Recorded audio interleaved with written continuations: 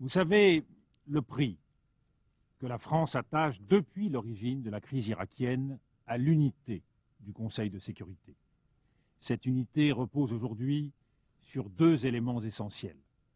Nous poursuivons ensemble l'objectif d'un désarmement effectif de l'Irak. Nous avons, en ce domaine, une obligation de résultat. Ne mettons pas en doute notre engagement commun en ce sens. Nous assumons collectivement cette lourde responsabilité qui ne doit laisser place ni aux arrière-pensées, ni au procès d'intention. Soyons clairs, aucun d'entre nous n'éprouve la moindre complaisance à l'égard de Saddam Hussein et du régime irakien. En adoptant à l'unanimité la résolution 1441, nous avons collectivement marqué notre accord avec la démarche en deux temps proposée par la France. Le choix du désarmement par la voie des inspections et, en cas d'échec de cette stratégie, l'examen par le Conseil de sécurité de toutes les options, y compris celle du recours à la force. C'est bien dans ce scénario d'échec des inspections, et dans ce cas seulement, que pourrait se justifier une seconde résolution. La question qui se pose aujourd'hui est simple. Considérons-nous en conscience que le désarmement par les missions d'inspection est désormais une voie sans issue, ou bien estimons-nous que les possibilités en matière d'inspection offertes par la résolution 1441 n'ont pas encore été toutes explorées? En réponse à cette question, la France a deux convictions. La première, c'est que l'option des inspections n'a pas été conduite jusqu'à son terme et peut apporter une réponse efficace à l'impératif du désarmement de l'Irak. La deuxième, c'est qu'un usage de la force serait si lourd de conséquences pour les hommes, pour la région et pour la stabilité internationale qu'il ne saurait être envisagé qu'en dernière extrémité. Or, que venons-nous d'entendre à travers le rapport de M. Blix et de M. El Baradei? Nous venons d'entendre que les inspections donnent des résultats. Bien sûr, chacun d'entre nous veut davantage. Et nous continuerons ensemble à faire pression sur Bagdad pour obtenir plus. Mais les inspections donnent des résultats. Lors de leur précédente intervention au Conseil de sécurité le 27 janvier, le président exécutif de la CCVNU et le directeur général de l'Agence internationale de l'énergie atomique avaient identifié précisément les domaines dans lesquels des progrès étaient attendus. Sur plusieurs de ces points, des avancées significatives ont été obtenues. Dans les domaines chimiques et biologiques, les Irakiens ont remis de nouveaux documents aux inspecteurs. Ils ont aussi annoncé la création de commissions d'investigation dirigées par les anciens responsables des programmes d'armement, conformément aux demandes de M. Blix. Dans le domaine balistique, les informations fournies par l'Irak ont permis aux inspecteurs de progresser également. Nous détenons avec précision les capacités réelles du missile Al-Samoud. Maintenant, il convient de procéder au démantèlement des programmes non autorisés, conformément aux conclusions de M. Blix. Dans le domaine nucléaire, des informations utiles ont été transmises à l'Agence internationale de l'énergie atomique sur les points importants évoqués par M. El Baradei le 27 janvier dernier. L'acquisition d'aimants susceptibles de servir à l'enrichissement d'uranium et la liste des contacts entre l'Irak et le pays susceptible de lui avoir fourni de l'uranium. Nous sommes là au cœur de la logique de la résolution 1441, qui doit assurer l'efficacité des inspections grâce à une identification précise des programmes prohibés, puis à leur élimination. Nous sommes tous conscients que le succès des inspections suppose que nous aboutissions à une coopération pleine et entière de l'Irak. La France n'a cessé de l'exiger. Des progrès réels commencent à apparaître. L'Irak a accepté le survol de son territoire par des appareils de reconnaissance aérienne. Il a permis que des scientifiques irakiens soient interrogés sans témoin par les inspecteurs.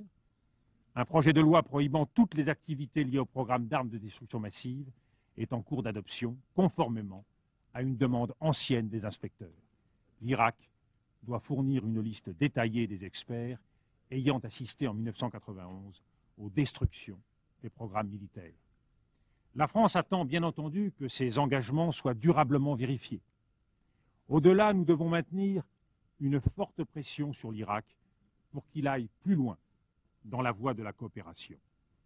Ces progrès nous confortent dans la conviction que la voie des inspections peut être efficace. Mais nous ne devons pas nous dissimuler l'ampleur du travail restant à accomplir. Des questions doivent être encore élucidées, des vérifications doivent être conduites, des installations ou des matériels doivent sans doute encore être détruits. Pour ce faire, nous devons donner aux inspections toutes les chances de réussir. J'ai fait des propositions le 5 février devant le Conseil. Depuis lors, nous les avons précisées dans un document de travail adressé à M. Blix et à M. El Baradei et communiqué aux membres du Conseil. Quel est leur esprit? Il s'agit de propositions pratiques et concrètes qui peuvent être mises en œuvre rapidement et qui sont destinées à renforcer l'efficacité des opérations d'inspection. Elles s'inscrivent dans le cadre de la résolution 1441 et ne nécessitent par conséquent aucune nouvelle résolution du Conseil. Elles doivent venir à l'appui des efforts menés par M. Blix et M. El Baradei. Ils sont naturellement les mieux à même de nous dire celles d'entre elles qu'ils souhaitent retenir pour assurer la meilleure efficacité de leurs travaux. Dans leur rapport, ils nous ont fait des commentaires utiles et opérationnels. La France a déjà annoncé qu'elle tenait des moyens supplémentaires à la disposition de M. Blix et de M. El Baradei, à commencer par ses appareils de surveillance aérienne Mirage 4. Alors oui, j'entends bien les critiques.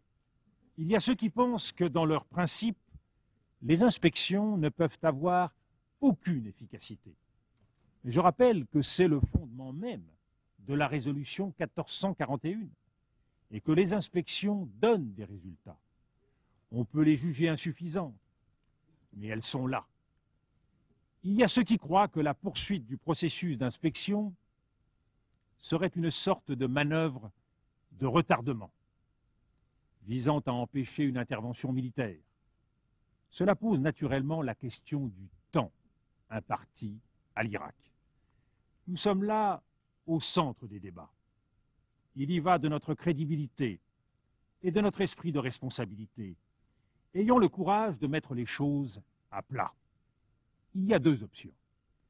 L'option de la guerre peut apparaître a priori la plus rapide. Mais n'oublions pas qu'après avoir gagné la guerre, il faut construire la paix. Et ne nous voilons pas la face.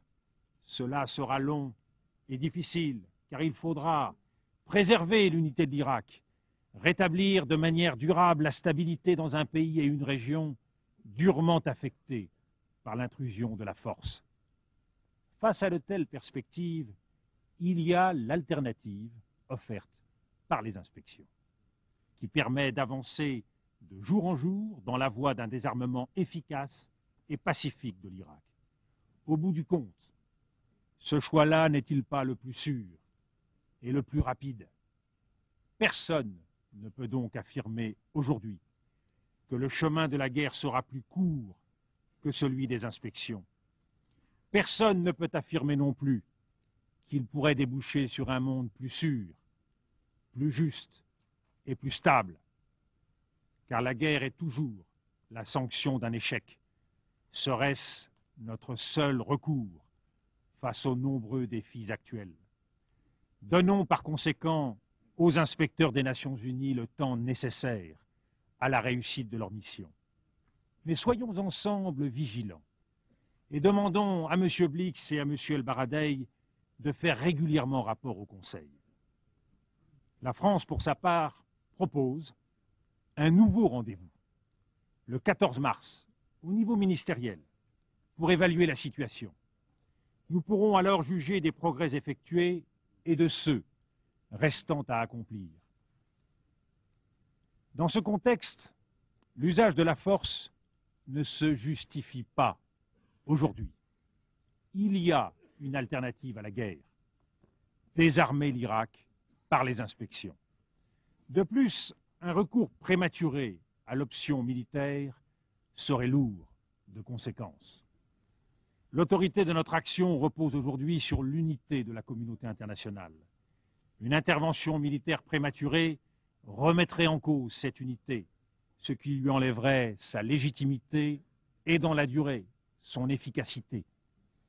Une telle intervention pourrait avoir des conséquences incalculables pour la stabilité de cette région meurtrie et fragile. Elle renforcerait le sentiment d'injustice, aggraverait les tensions et risquerait d'ouvrir la voie à d'autres conflits. Nous partageons tous une même priorité, celle de combattre sans merci le terrorisme. Ce combat exige une détermination totale. C'est depuis la tragédie du 11 septembre l'une de nos responsabilités premières devant nos peuples. Et la France, qui a été durement touchée à plusieurs reprises par ce terrible fléau, est entièrement mobilisée dans cette lutte qui nous concerne tous et que nous devons mener ensemble. C'est le sens de la réunion du Conseil de sécurité qui s'est tenue le 20 janvier à l'initiative de la France. Il y a 10 jours, le secrétaire d'État américain, M. Powell, a évoqué des liens supposés entre Al-Qaïda et le régime de Bagdad. En l'état actuel de nos recherches et informations menées en liaison avec nos alliés, rien ne nous permet d'établir de tels liens. En revanche, nous devons prendre la mesure de l'impact qu'aurait sur ce plan une action militaire contestée actuellement. Une telle intervention ne risquerait-elle pas d'aggraver les fractures entre les sociétés, entre les cultures, entre les peuples, fractures dont se nourrit le terrorisme? La France l'a toujours dit. Nous n'excluons pas la possibilité qu'un jour, il faille recourir à la force, si les rapports des inspecteurs concluaient à l'impossibilité pour les inspections de se poursuivre. Le Conseil devrait alors se prononcer et ses membres auraient à prendre toutes leurs responsabilités. Et dans une telle hypothèse, je veux rappeler ici les questions que j'avais soulignées lors de notre dernier débat le 4 février et auxquelles nous devrons bien répondre. En quoi la nature et l'ampleur de la menace justifient-elles le recours immédiat à la force? Comment faire en sorte que les risques considérables d'une telle intervention puissent être réellement maîtrisés? En tout état de cause, dans une telle éventualité, c'est bien l'unité de la communauté internationale qui serait la garantie de son efficacité. De même, ce sont bien les Nations unies qui resteront demain, quoi qu'il arrive, au cœur de la paix à construire. Monsieur le Président, à ceux qui se demandent avec angoisse quand et comment nous allons céder à la guerre, je voudrais dire que rien, à aucun moment, au sein de ce Conseil de sécurité ne sera le fait de la précipitation, de l'incompréhension, de la suspicion ou de la peur. Dans ce temple des Nations Unies, nous sommes les gardiens d'un idéal. Nous sommes les gardiens d'une conscience. La lourde responsabilité et l'immense honneur qui sont les nôtres doivent nous conduire à donner la priorité au désarmement dans la paix. Et c'est un vieux pays, la France d'un vieux continent comme le mien, l'Europe, qui vous le dit aujourd'hui, qui a connu les guerres, l'occupation, la barbarie, un pays qui n'oublie pas et qui sait tout ce qu'il doit aux combattants de la liberté venus d'Amérique et d'ailleurs, et qui pourtant n'a cessé de se tenir debout face à l'histoire et devant les hommes. Fidèle à ses valeurs, il veut agir résolument avec tous les membres de la communauté internationale. Il croit en notre capacité à construire ensemble un monde meilleur.